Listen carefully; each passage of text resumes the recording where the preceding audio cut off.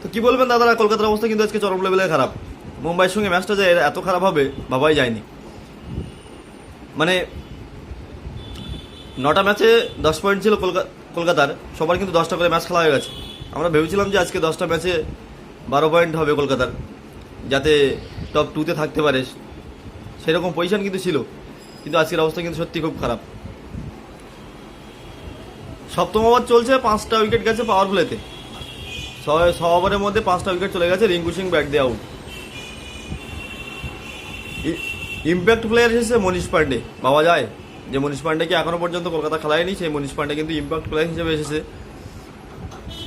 Rinku Singh world কাপে chance পায়নি, তা নিয়ে অনেকে ভালো করছিল।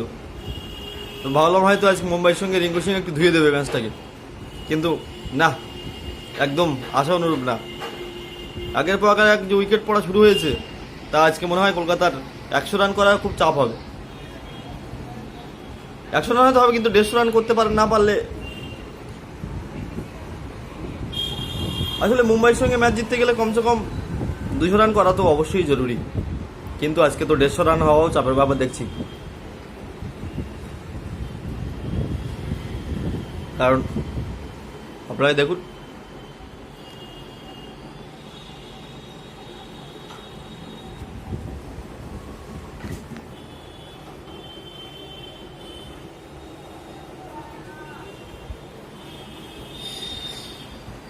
সপ্তম ওভার চলছে আর এই অবস্থা। রাসেল রাসেল কিন্তু রেডি হচ্ছে প্যাড পরে, মানে বুঝতে পারছে যে আজকে কিন্তু অবস্থা খারাপ। কি বলবেন সত্যি?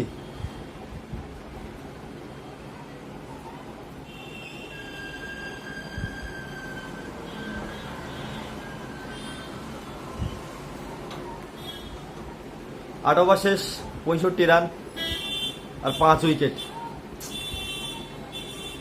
কি করে কি হবে জানা না জানি, দেখা যাক মনীষ পান্ডে কেমন খেলে। আজকে অনেকদিন পর খেলছে। রিঙ্কু সিং এর ব্যাটিংয়ে কিন্তু সত্যি খুব কষ্ট পাওয়া গেল। ভেবেছিলাম যে রিঙ্কু সিং একটু ভালো খেলবে আজকে, না। তবে রিঙ্কু সিং এর খেলাটা একদম পছন্দ হলো না আজ। কি করে ওয়ার্ল্ড কাপে রিঙ্কু সিং সুযোগ পাবে এরকম খেললে? এখনো রাসেল আছে, দেখা যায় যদি রাসেল যদি এসে কিছু করতে পারে। আর বোলিংয়ের যা অবস্থা, আজকে ম্যাচটা কিন্তু যেটা খুব টাফ হয়ে যাবে। তো আপনাদের কি বলছেন, কত হবে শেষ ম্যাচ কলকাতা রান কত হবে একটু জানাবেন। আপনাদের মনের কি ইচ্ছা আছে অবশ্যই বলবেন কিন্তু।